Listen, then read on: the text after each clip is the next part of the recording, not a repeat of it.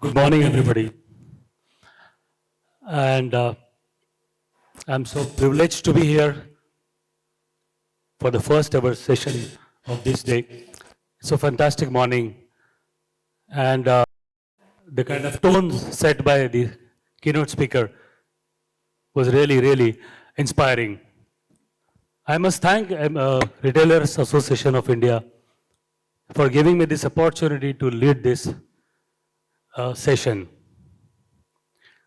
As we see here, all these leaders at the helm of business affairs, for whom the business and the profitability is very critical. And we are going to talk about human-centric leadership in the context of putting people first, for the better outcome. And it's going to be very interesting to see what they have to offer differently. And each one of them would carry different meaning and different, perspective on this. Ladies and gentlemen, when we talk about human capital and human-centric leadership, there's one great leader that reminds me, and one can never forget him, and many of you would have read him. That is the chairman of GE Corporation, Mr. Jack Welch, who always believed in, the developing leaders and giving more trust on developing people. I am told, I have seen and I have read that he spent most of his time in developing people. He would pick up, his leaders, different performers from different aspects and put them in different buckets. The high performers, mid-level performers, and not so great performers. And he would reward them very brilliantly with bonuses and substantial stock options. That used to inspire many of their second or third level of leaders. And there are many more stories that one can read about Jack Welch's approach to human-centric leadership. As I see here, many leaders sitting here, we would be learning from them. And with that, that, as I was mentioning about Jack Welch, which inspires and which also is a classic example of, the human-centric leadership. We can talk about many of such leaders. There's one more scenario I would like to mention here about the Marriott International, the hotels. The philosophy of them is so clear that you take care of your people and then they will take care of your customers, and customers will come back to you. And it's such a powerful statement that inspires the whole, the hierarchy and sets the ball rolling. So ladies and gentlemen, before taking too much time on this, we'll be going to all these eminent panelists and to understand their views, perspectives, and I'm sure they'll add a great amount of value to this particular topic. We have about 40-45 minutes. I'll, roughly would like to keep 35 to 40 minutes for the discussion and 10 minutes for the audience to, raise questions. So my first question to all of you, all the panelists, would be, why, in your opinion, is a people-first approach to business strategy so valuable? And how has your organization benefited by it? Share your personal experience. We can start with you, sir. Sanjay. Hello. So I represent a brand who's into the business of making clothes and especially jeans meant for a very young audience. This is our 31st year, and I feel that we are where we are primarily because we managed to keep the signature intact. And especially in fashion, when there is a lot that consumers want from you, at the same time the consumers want you to be kind of very contemporary with respect to changing trends. You need to have people at the helm of things who can be with you and help you transform into whatever the situation demands. And to this effect, I feel that uh, people at Spykar have been very, very responsive and have been always on their feet with respect to understanding where the customer is going and trying to follow him with him in the same footsteps. Uh, I guess our success to a large extent is because we've managed to have our set of people with us for a very long time. And not just that, to have a set of very happy people at Spykar. And that kind of, leads to a lot of positivity and an atmosphere which people want to come back to every morning. I guess it's not really very complex in that sense. It's quite simple, and I don't really want to make it complicated at all. Even when I'm speaking over here, we just kept it very simple. And our promoter, Mr. Prasad Paprekar, though he never said this, he ensured that the team does not work for the goal or look for the destination. He also ensured that we enjoy every day of the journey rather than actually trying to reach the destination. And I feel that has been a very, very important virtue that he has imparted. And we tried to kind of live up to that. And every day that we are at work, we want everybody to have fun and put in their best. And I guess that's one of the reasons where we are. Great, great. Something different. Okay. Karan, why, in your opinion, is a people first approach to business strategy so valuable? Yeah, hi, good morning, everyone. I think I'll first chime in to what both of you said. I think you've very wonderfully set the context. I think the statement that you said, Suhas, is at the center of our philosophy. You take care of your people, they take care of our customers, and customers keep coming back. And that's the oldest, most cliched statement in consumer-facing businesses, but it's still so true because that's the simplest business continuity principle that there is. And we are also in the fashion business. Easybuy is a value fashion player.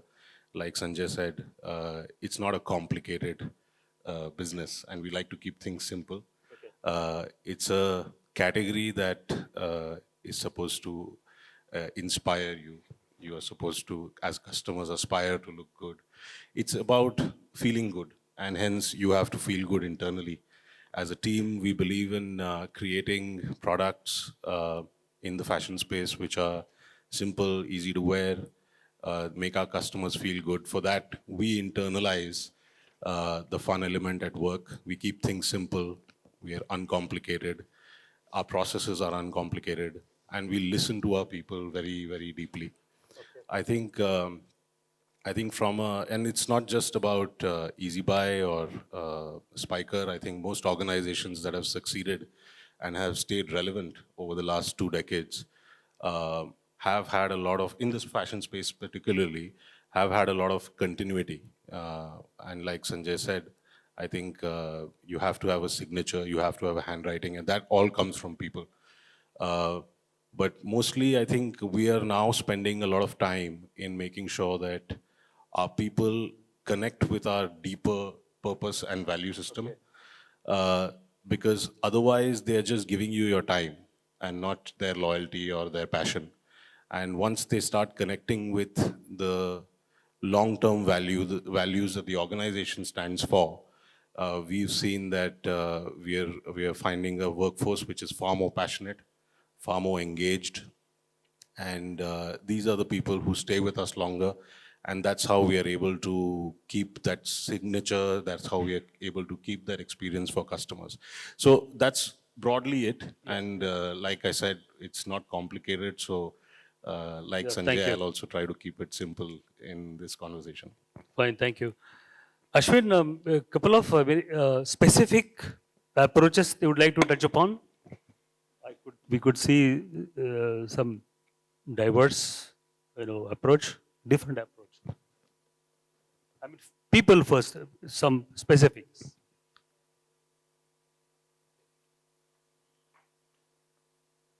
Yeah. I come from Reliance, and in Reliance, our philosophy, which has come from the founder chairman, um, it is that always we should be working with the best, and in terms of people, and that best can be in terms of knowledge, experience, skill sets, and also the other part is the approach to learn, work hard, and really achieve. So the combination of this, the person who has the knowledge and experience actually brings it, and really those who are very keen to learn and work hard actually learn it very fast. So at Reliance, we really build business after business and ensure each one of them becomes really successful, and at a very high scale we operate. So to do this, definitely the people first approach. Without this, it is not possible. Even if it is a digital world, to actually make it happen in the digital world, there is the human mind, human intelligence, and the approach, method in the madness, and really succeeding in the chaos, and all uncertainties which are there, and really taking it in the direction.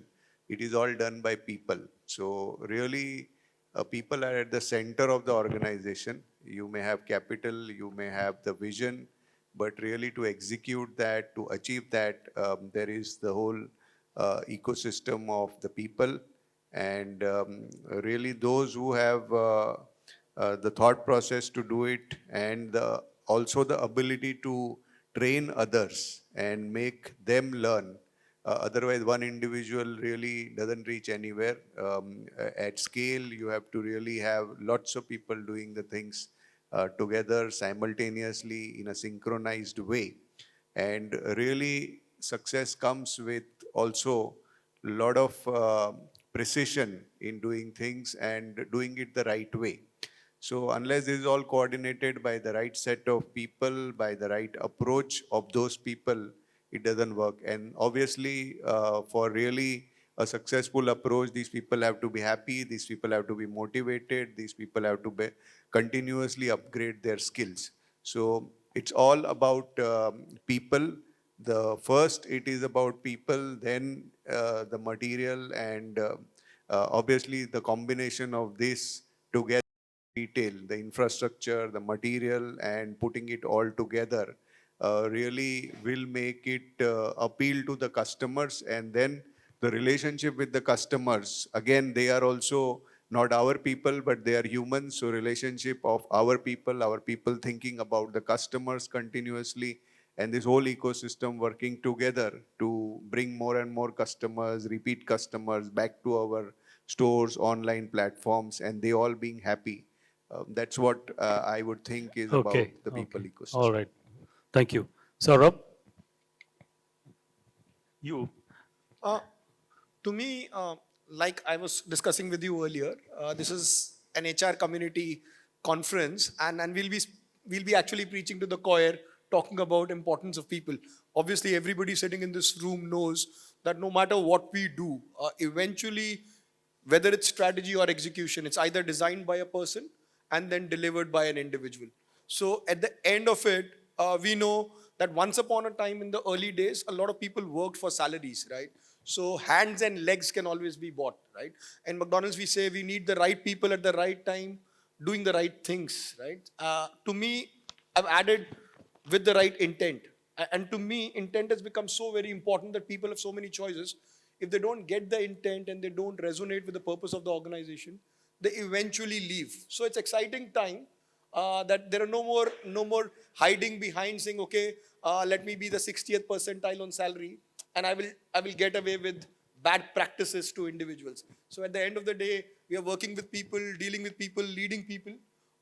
That's the crux of the role. That's the crux of all HR functions also. So I think it's exciting time. All right. Good, good. Thank you. It's been there for the past couple of decades. The purpose has been talked about a lot. purpose of organization and purpose-driven organizations. So my question to two of you, starting with Sanjay, how do you see the rise of purpose-driven organization, and how has leadership contributed to aligning the company's purpose with the employees' values? Employees' values.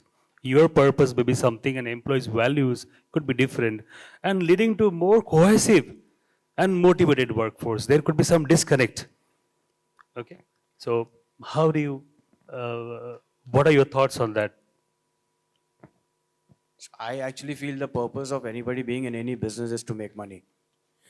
And so till we kind of align to that one thought, keeping in mind ethics and the best practices, I think you are serving the end purpose. Along the way, there might be many more small projects and sub-projects in the process, and those are very different from each organizations.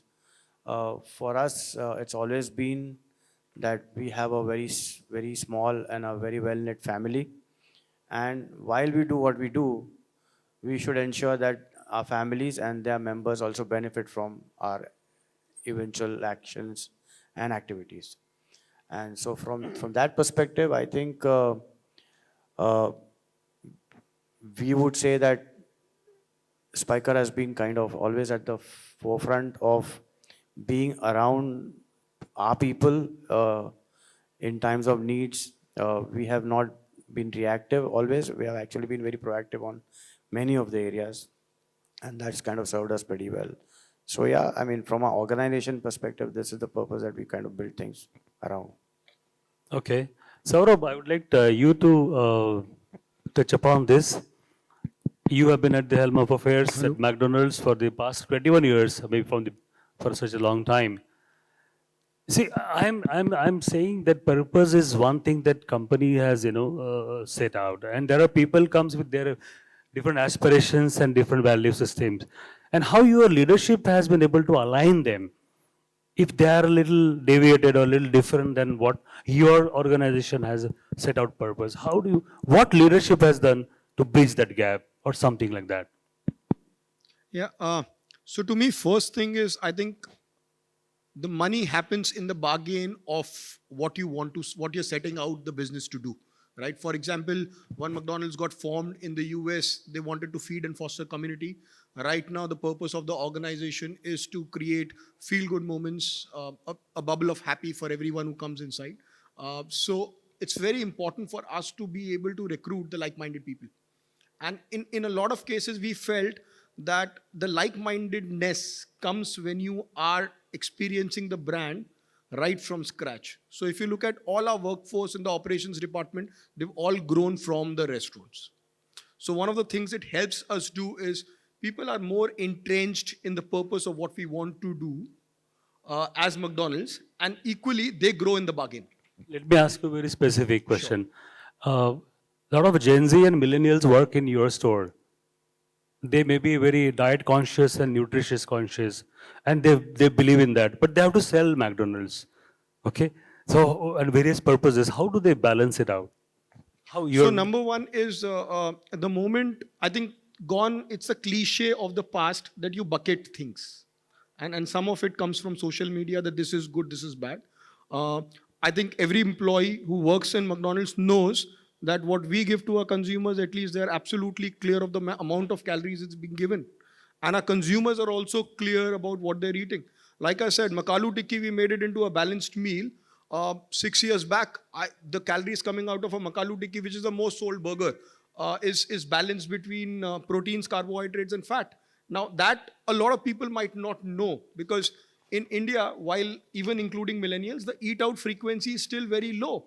And when we go out, we don't want to eat healthy. Okay. Right? So we tend to actually bifurcate in big groups. To me, the purpose for McDonald's is to serve. And that's also one of our values. And then if people are not ready to serve, our company is really not a good place for them. And if they, over a period of time, graduate and serve better. In fact, I've got my head of operations who started as in the first restaurant in Bandra as a crew member. and he's heading operations. So it's the testament of how Okay. deeply people are involved with the purpose. Okay, okay. Thank you. So now my another question would be to Ashwin and Karan. This is about customers who walks into your stores. So with this people first approach, how does it impact customer relationships, and why is it important for companies to build that authentic customer connect? Okay, how it has been handled or driven by your teams? So one of the very important things, and on the RAI platform, I have said this earlier also.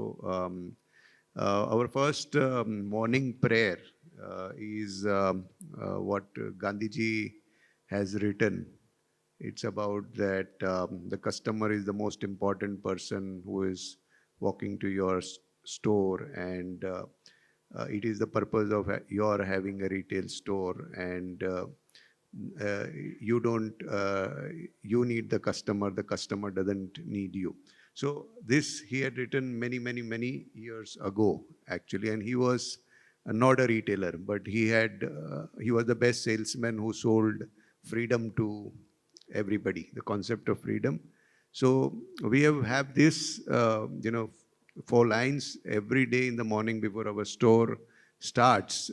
This irrespective, if you know by heart also, you have to come, and all of them come at the store together and say this as a prayer and then go to their respective work. So this is one part of it. It is just reminding everybody every day that what is the importance of customer and how you should be dealing with the customer and treating them with the right kind of importance. But this is just telling them, but how do you live it? So one another example of this, obviously all the processes in the store, everything which is done is towards customer centricity. It is one of our 6 values and behaviors, customer centricity. And the extreme is tested when what happens in terms of a customer dispute. So in the store, a customer comes and the customer is extremely irritated for whatever other reason in life. And there are different behavior patterns of customer, and such a customer, if the customer comes, they may be upset with something else, but really they end up being upset with what is happening in the store. They find a lot of fault in even things which may be right. In such situation, we have very simple training to our people that customer is always right. Irrespective of whatever happens, you have to respect the customer and agree that they are right. Even if they are claiming a wrongly claiming a discount or things like that, it is one out of so many customers that will really be a problem. But if you really tend to engage in an argument or engage in a dispute with the customer, it becomes a noise, it becomes a scene, and nobody wins in the process. So really dealing with respect for the customer and treating that the customer is always right. And that behavior is so simply changing the behavior of the customer also, because nobody is bad inherently in life. Everybody wants to be good.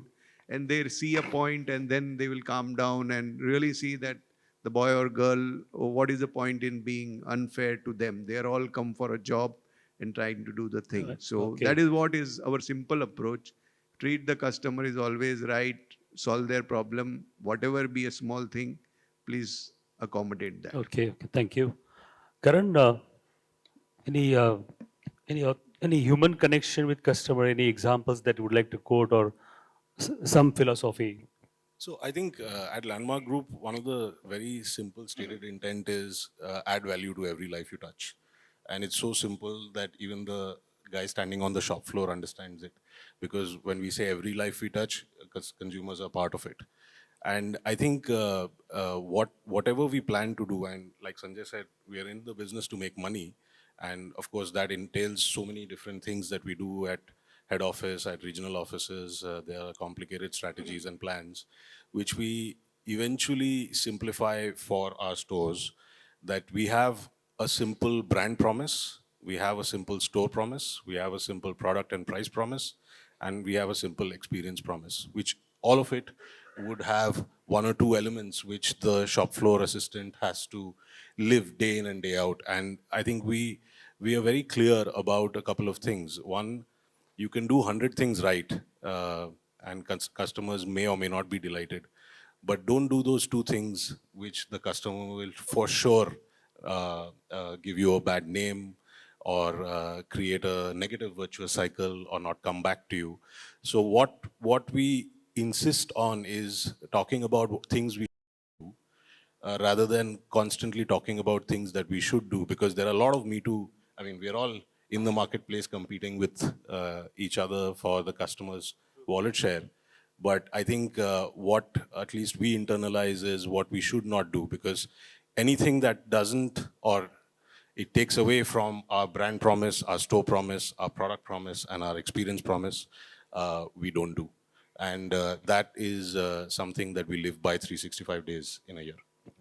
Thank you. In the morning, we heard a lot about the digital transformation and digital journey, and having this digital aptitude across levels. So, in this, while embracing digital transformation in this ever-changing context, how people-first ethos is upheld, and what are the key trends that we are seeing? We can start with Sanjay. In digital transformation, this ever-changing context, I mean, how people-first ethos are upheld by your leadership, and which is percolated down different levels. So I think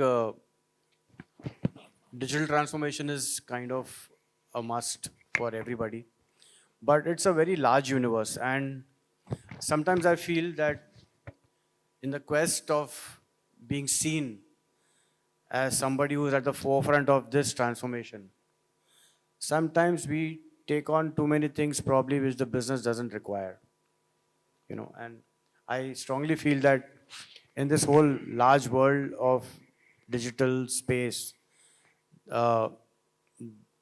there are many things which are must-haves, and there are many things which are good to have.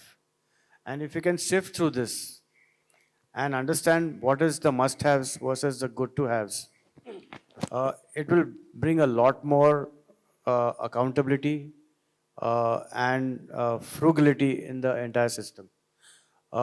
As my experience goes, is that there are people who have kind of mandated that it's their job to digitize everything that's there in the organization, and sometimes they overstep. And that's the thing that we need to be wary of, because as a business lead, the cost that we currently incur out of digitization is humongous, and it's ever growing. The other area which I think, which we kind of ignore, or I kind of push it under the carpet, is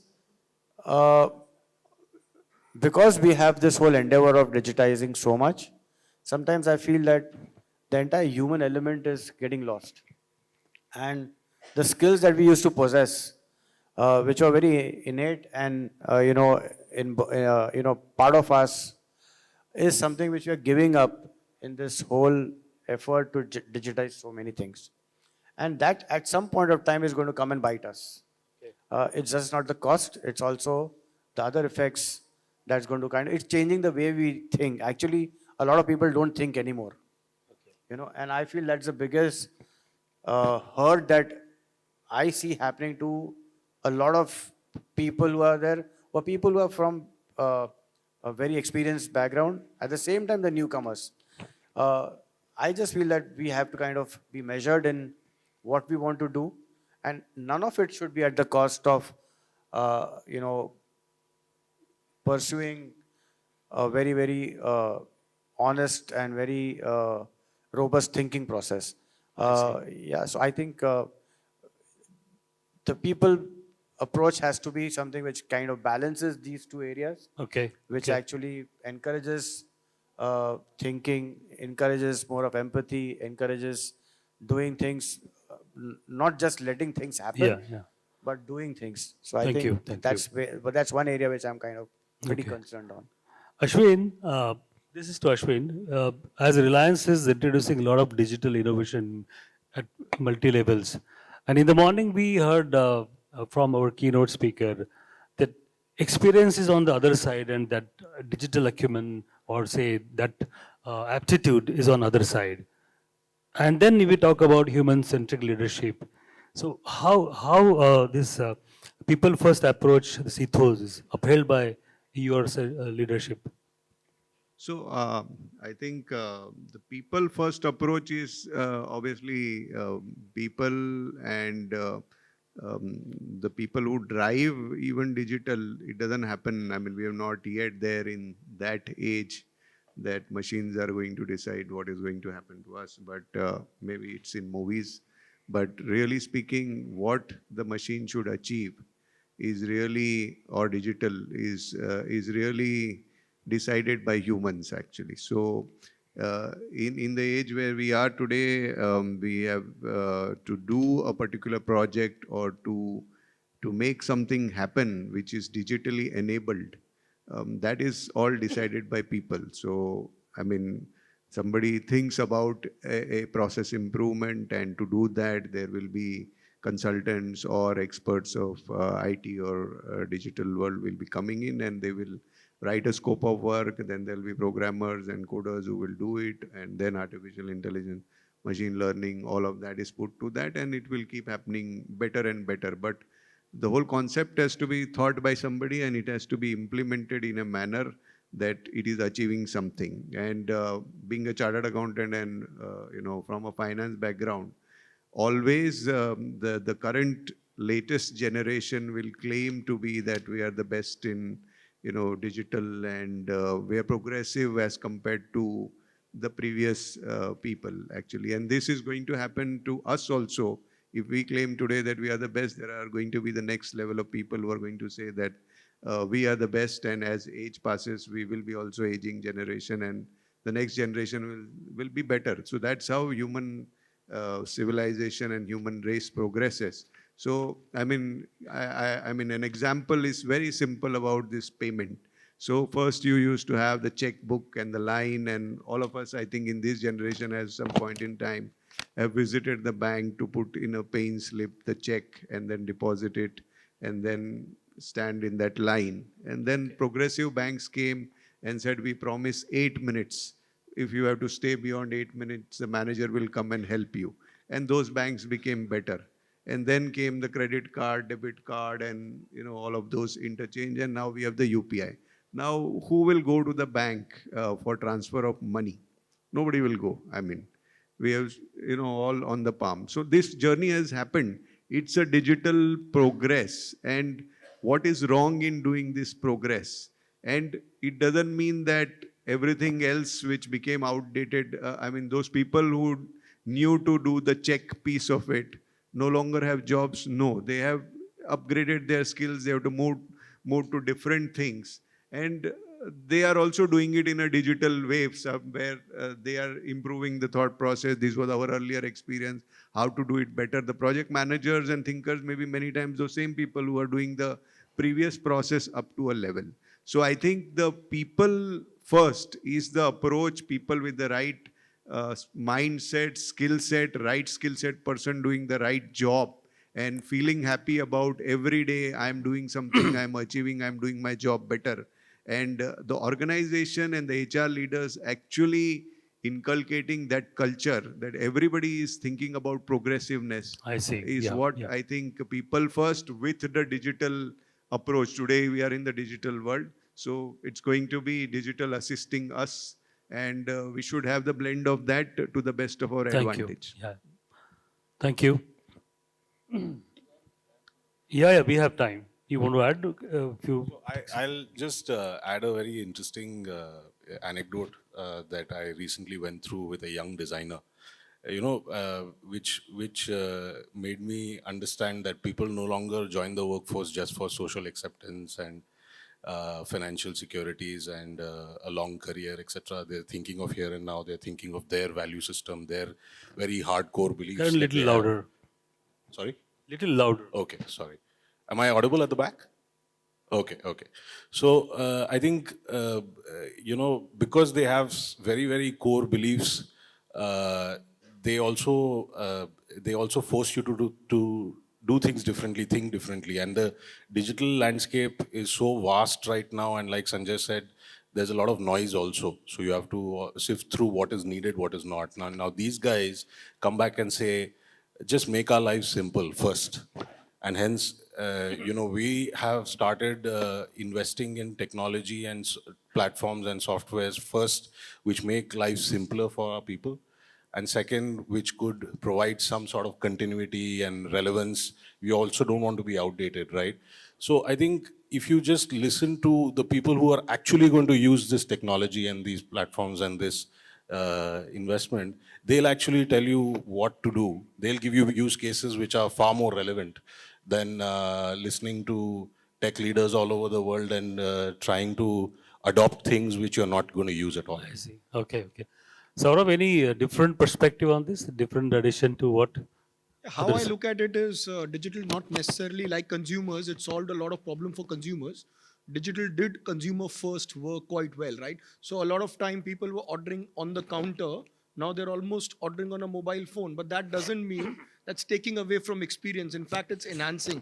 The video we saw in the morning about the phygital stores, right? So that's happened in the US now. 80% of the McDonald's 70% of our transaction and 80% of our restaurant are all digital, done through either a kiosk or a mobile phone. Now that's not reduced number of people I had, but now they're put to serve the customers better. Similarly, if you look at good old days, we used to have muster books, right? People never knew whether their time was right. Most of the time there were fights that our times has not been tracked. Today, most of us have got a digital muster book, right? So everybody is either using a scanner or a fingerprint machine, biometric machine, to be able to get times done. It's made people first happen. So digital to me is a tool which can actually take us a long way, like in customers, to go on people first. And obviously, this roadmap has to be prioritized. It's not about being people first or customer first. It's about the business. It's about all people, consumers. We all make a business together. So I think it's an Okay. enabler. So we have been talking a lot about. I'll just, Want to add something? so when on McDonald's, I just very interestingly how they keep on evolving and improving. So we have warehouses in Bhiwandi and they have outlet over there. So nothing else is available on that road except a McDonald's.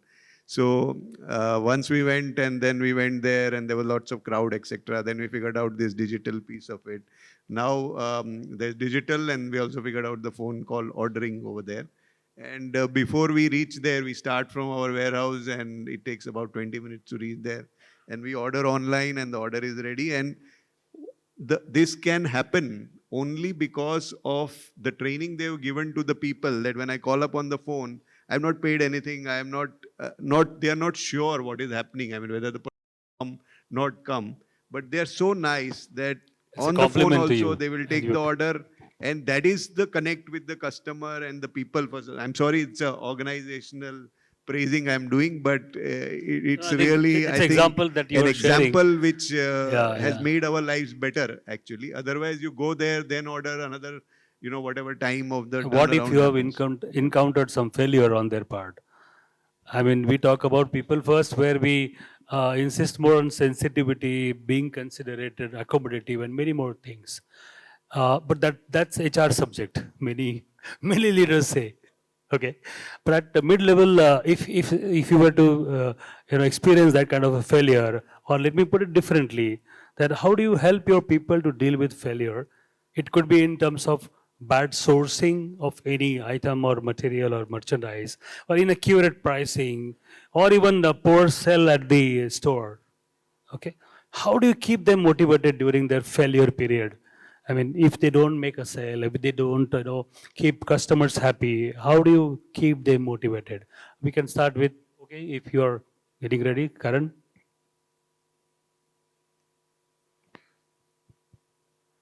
We are just, time is ticking, so just one or two examples that you could I give think us. since we are short on time, I'll just say we encourage people to fail fast, learn from their mistakes. I think it's important that people also volunteer when they have failed. it's a good practice. It's a good culture. Also, I think if we insist on, also trying to find solutions for those failures themselves, I think it's a great practice. And we are in the fashion business. We are never going to get everything right all the time, and hence failure is part of our life. Of course, if you can keep the blast radius as low as possible, that's always encouraged. But these two things mainly, volunteer, learn from it fast, and reimagine, reinvent. I think these are some basic principles that we follow and encourage. We can also term as goof up, not necessarily failure. Yeah, so in our organization in retail, we have a concept called Work Smart.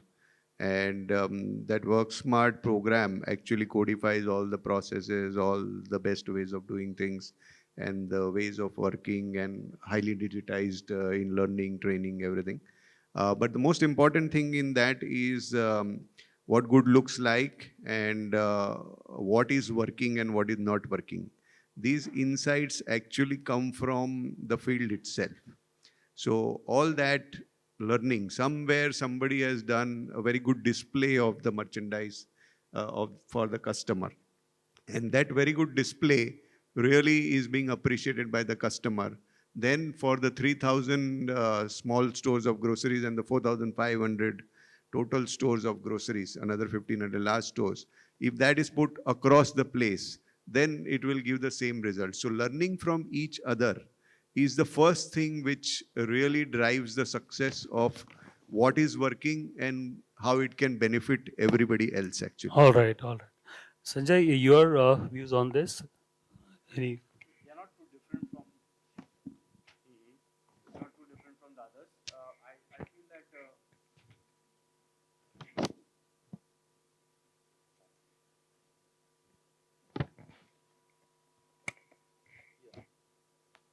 Stop.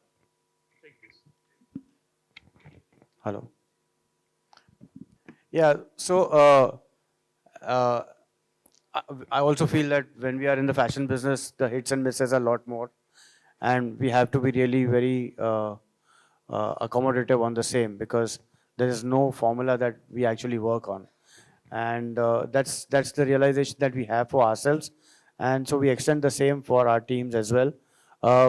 The only thing that we would kind of encourage would be to learn from our mistakes, what didn't work and why it didn't work. So it's the similar ethos which everybody has voiced over here. And I think, a pat on the back along with a reprimand also works best. So Okay. if we have kind of many times also acknowledged the successes, the failures, whenever we have kind of put it across, have been accepted in a much more positive manner. So I think in both the areas, if we can go hand in hand, it just works well, and things work better. Saurabh, So before you start, audience, ladies and gentlemen, next few minutes I'm going to come to you, all of you. So I hope you have prepared one or two questions, and then that will be really interesting to know. Yes, Saurabh. So on goof ups, like what you talked about, I think there are two levels for us as a food company. One is at the food safety level, and rest are goof ups at the business level, right? So to me, food safety, sexual harassment are zero tolerance. The employee cannot be there in the company the next day because you've eventually played with a life, right? So food safety is food safety paramount. Now beyond that, there are goof ups which always happen. And to me, it's about situation. There was a situation when somebody ordered XYZ material and now it's expiring. Now, what does he do about it now? And did he learn the lessons? To me, it's about, is the person intended to maximize the situation? If not, we give reasonable number of chances to be able to learn. That's why most of our people, our tenure of the organization would be typically around 8 years plus average employee tenure. So it's high tenured because we give them luxury to be able to fail, learn from their mistakes, etc., etc. Brilliant. I think you guys are pure HR professionals by heart, huh?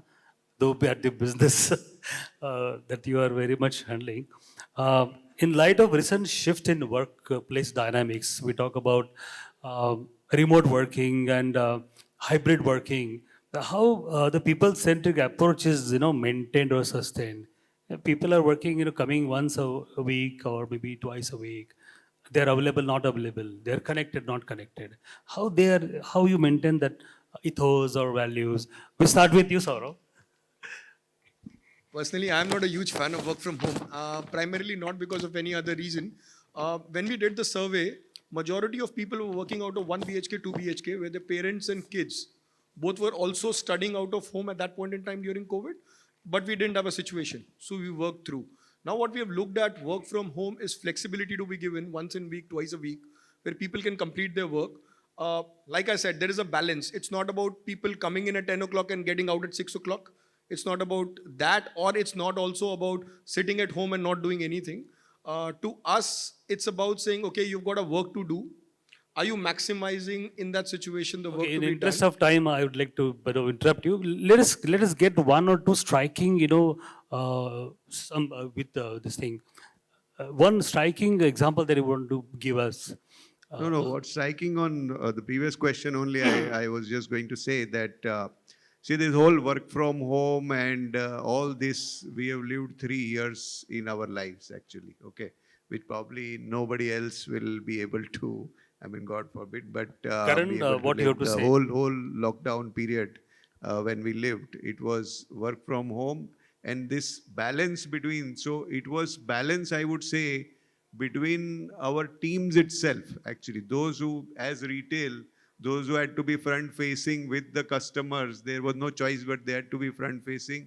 And they worked at a time when there was no treatment of COVID, nothing was available, it was completely uncertain, but they had to keep the service on, and their only mindset was, it was not about money. The salaries they were getting were not so high, actually. They were whatever salaries they were getting, but they all thought that if we don't do it, what is going to happen, how people are going to get groceries, and what is going to happen. They went and risked their lives, they got beaten by the police or whatever happened, but they really kept that piece working. And the other side of the people who were work from home, who were actually making it all happen in terms of the synchronization, they worked from remotely, and the whole generation we lived in Thank you, terms of Ashwin. work from home with digitization. So combination of work balance, if one were to say, those who were here actually worked more, because anybody could dial you when you were at home, actually. In office, at least you could say, I'm busy in this meeting, etc. Here, 4 people are trying to talk to you. Everybody is dialing you in. So this balance, I think we have learned in these 3 years, and there's no organization or people who have not been touched by this. And really, it will be an experience which Thank we you. will improve. Karan, just one or two examples that you want to give. And then Sanjay. I think there could be a balance. Certain types of functions, verticals could work from home.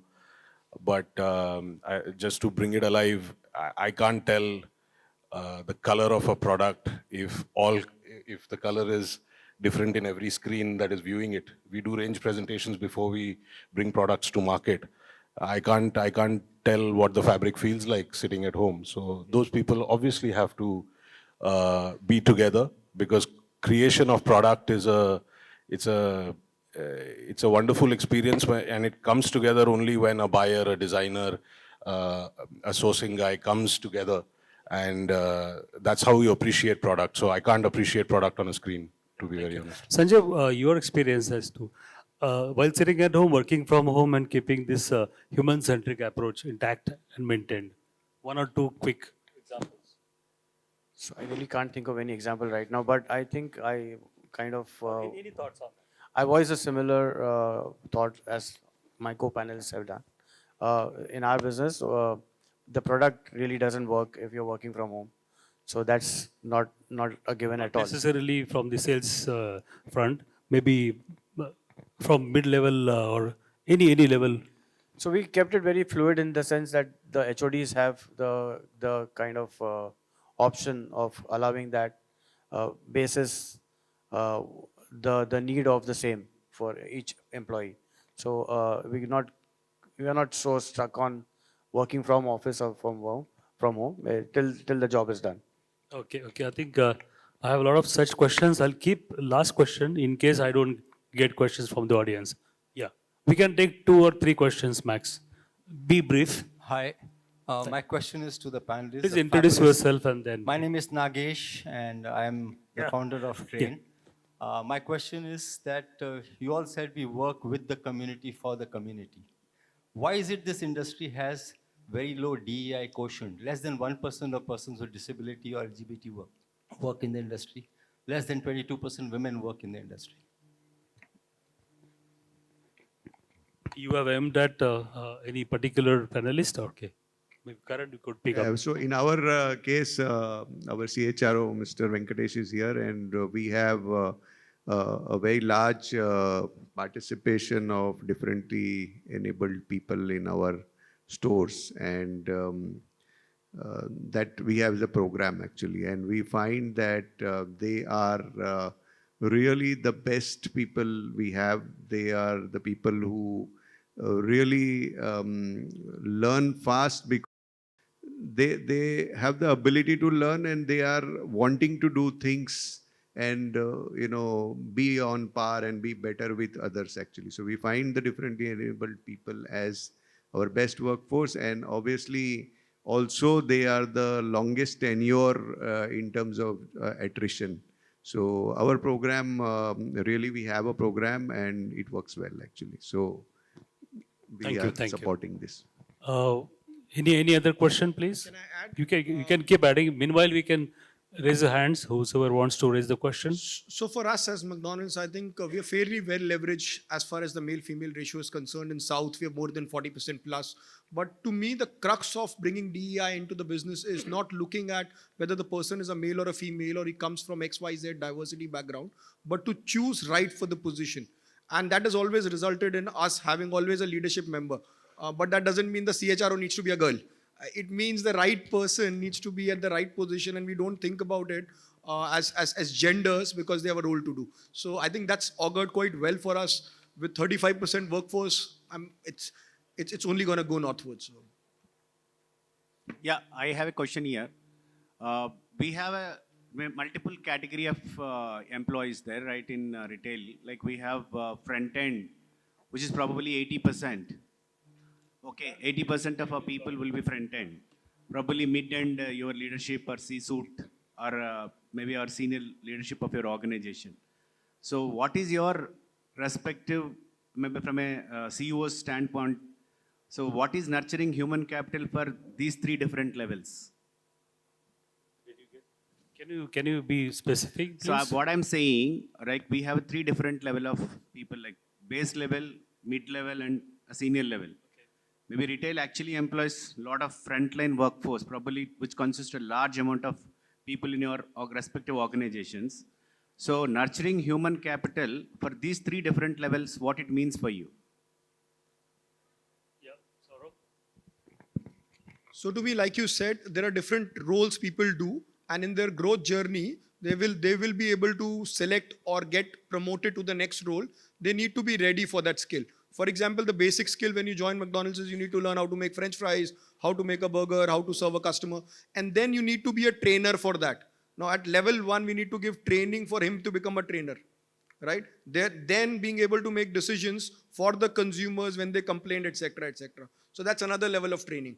After that, resourcing and department management in the restaurant, that has to be trained so that they start understanding about money being involved, resourcing being available, along with what we have to do for the consumers. And then eventually it's restaurant management. The middle management is more coaching led.